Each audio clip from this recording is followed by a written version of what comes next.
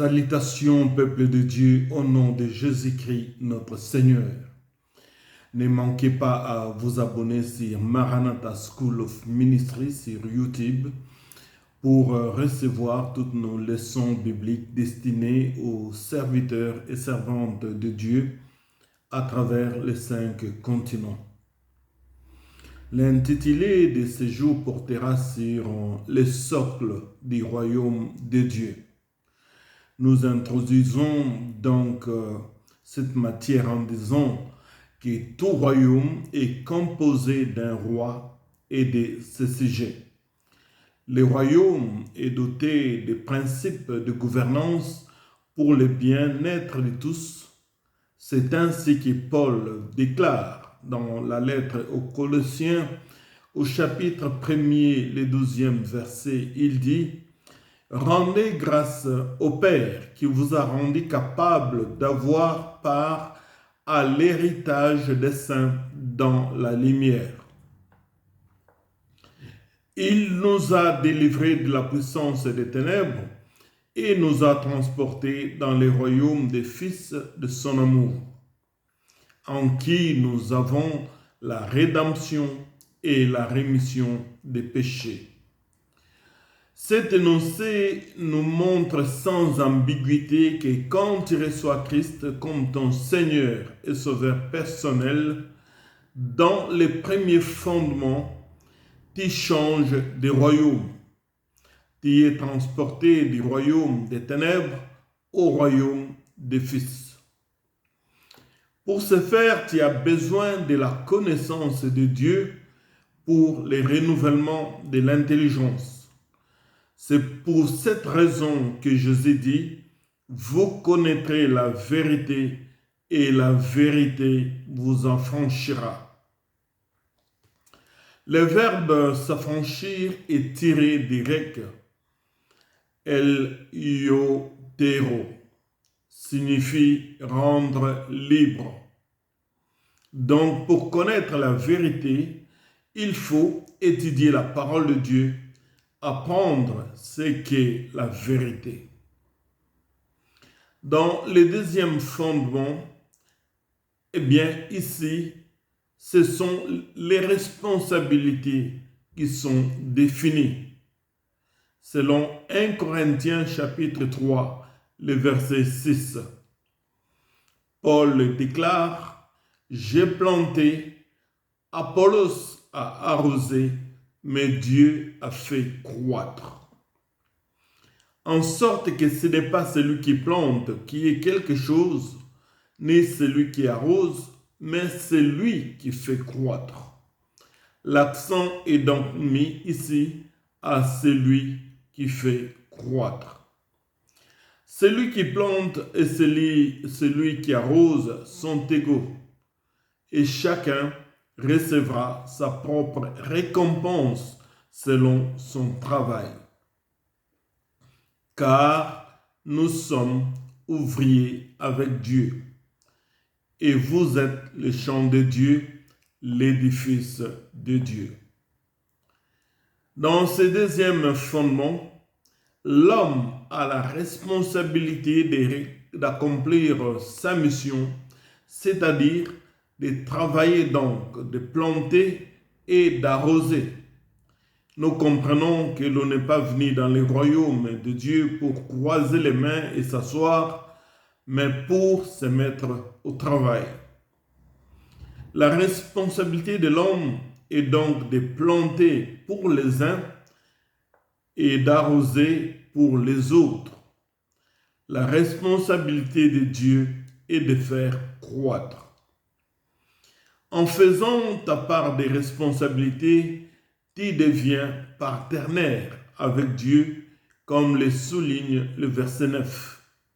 Nous sommes ouvriers avec Dieu. C'est une relation symétrique entre l'ouvrier et Dieu. Cette relation détermine les responsabilités en amont et en aval. En accomplissant donc notre part des responsabilités, nous serons agréables à Dieu pour le royaume. Et Dieu ne peut pas nous tenir responsables de ce qui n'est pas en notre portée à accomplir. Faire croître la sémence reste et restera la responsabilité de Dieu. Nous, ce que nous avons à faire, c'est de planter et arroser. Dans le livre de Genèse, Dieu donne la capacité à tout ce qu'il a créé de se reproduire ou de se multiplier. Tout ce que Dieu met dans ta main, il te donne la capacité de les multiplier en contradiction à l'ennemi, lui qui cherche à voler et à détruire. Il est donc très important à chacun de nous de contrôler cette procédure de multiplication pour que cela ne tourne pas à l'avantage de l'ennemi, le diable. Opérer donc dans la sphère de la multiplication suggère de savoir ce que tu as dans les mains et comment tu vas les reproduire. Sans connaissance de ce que tu as et de ce que tu possèdes, s'accomplira ce qu'a déclaré le prophète Osée quand il a dit « Mon peuple périt par manque de connaissance ». Dans la version martienne, au chapitre 4, le 3e verset, le Seigneur parle de la parabole du semeur. Nous lisons « Écoutez, un semeur sortit pour s'aimer. Comme il s'aimait, une partie des semences tomba le long du chemin, et les oiseaux vinrent et la mangèrent. Une autre partie tomba dans un endroit pierreux, où elle n'avait pas beaucoup de terre, et leva aussitôt, parce qu'il ne trouva pas un sol profond. Mais quand le soleil parut, elle fut brûlée et sécha faute de racines. Une autre partie tomba parmi les épines. Les épines montèrent et l'étouffèrent, et elle ne donna point de fruits. Une autre partie tomba dans la bonne terre et donna des fruits qui montaient et croissaient, et elle rapporta 30, 60 et 100 pour un. Puis le Seigneur dit que celui qui a des oreilles pour entendre, entende. Lorsqu'il fit en particulier ce qu'il entourait avec les 12, l'interrogèrent sur cette parabole. Écoutez ce que le Seigneur va répondre. Il leur dit, « C'est à vous qu'a été donné le mystère du royaume de Dieu, mais pour ceux qui sont dehors, tout se passera en parabole. » Les disciples, donc, n'ayant pas compris cette parabole, ils vont interpeller le Seigneur quand ils se sont retrouvés seuls avec lui. À leur questionnement, le Seigneur va profiter de cette occasion pour les enseigner. À chaque question posée à Jésus, il profitait pour donner un enseignement. Le verset 11 est déterminant car le Seigneur leur dit, « C'est à vous, mes disciples, qu'a été donné les mystères du royaume de Dieu. » Connaître les mystères du royaume n'est pas donné à n'importe qui. Cela est donné à vous qui avez faim et soif de croître dans la connaissance de Christ et à vous les fils et filles du roi des rois. Cette parabole de Marc chapitre 4 est un élément catalyseur, un élément sine qua non de la compréhension des mystères des royaumes des cieux. Le Seigneur le dit d'ailleurs au verset 13, il dit Si vous ne comprenez pas cette parabole, comment donc comprendrez-vous toutes les paraboles? Ceci est déterminant. Si vous ne comprenez pas cette parabole de Marc 4, comment allez-vous comprendre tous les restes de l'histoire dans la Bible concernant les royaumes? Toute personne qui ne comprend pas cette parabole ne saura jamais comprendre les enseignements du royaume de Dieu. Cette parabole constitue donc le socle, le fondement du mystère des royaumes de Dieu. C'est pour cela que beaucoup de prédicateurs ayant plusieurs années dans les ministères prêchent des fausses connaissances parce qu'ils n'ont jamais compris les choses basiques du royaume de Dieu. En fait, c'est quoi une parabole? Une parabole enseigne une vérité spirituelle par analogie, par convenance, à partir d'une situation naturelle.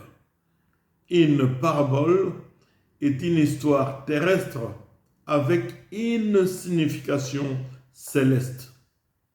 C'est donc une image développée qui peut ou ne pas être une histoire vraie. Mais l'élément essentiel dans une parabole, c'est la leçon spirituelle qui va être enseignée, qui va être tirée. Comprenons maintenant cette parabole.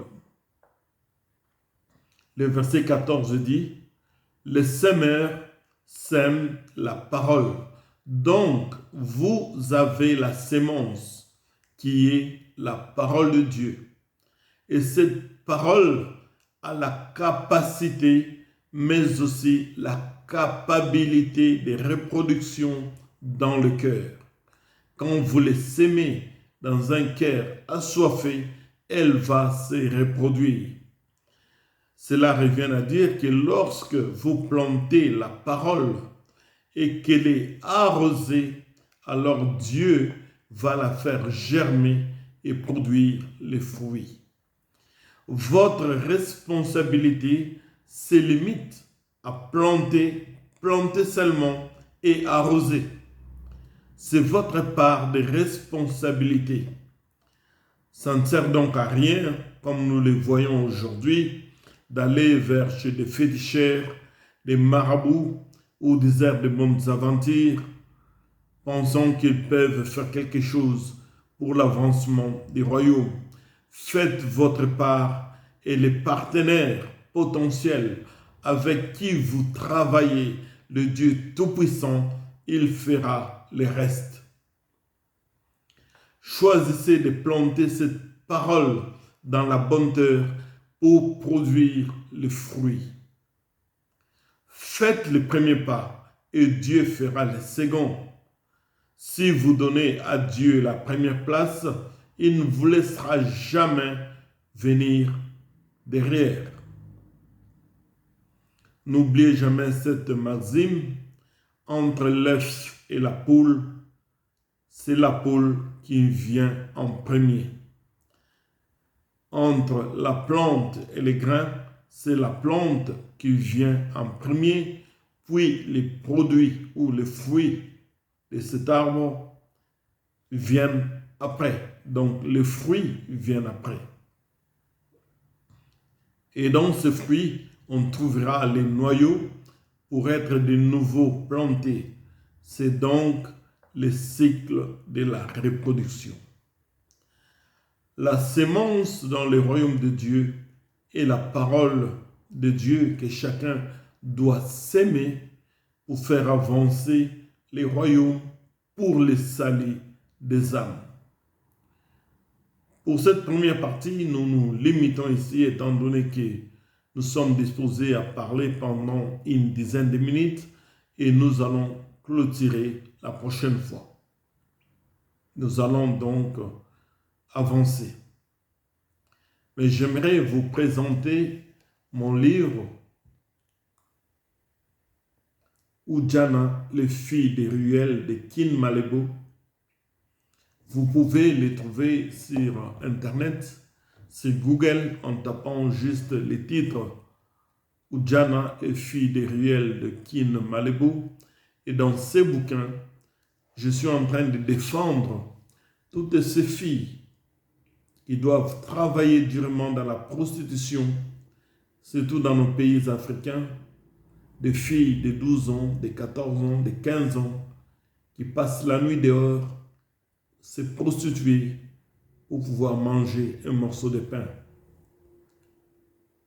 J'aimerais que chacun de vous, nous puissions tenir ces filles dans la prière et demander que Dieu nous aide à les sortir de cette vie. Dans le nom de Jésus, cela est possible. Merci beaucoup de nous avoir suivis et n'oubliez pas de liker cette vidéo, mais aussi de vous abonner à notre chaîne pour la suite des programmes. Merci beaucoup.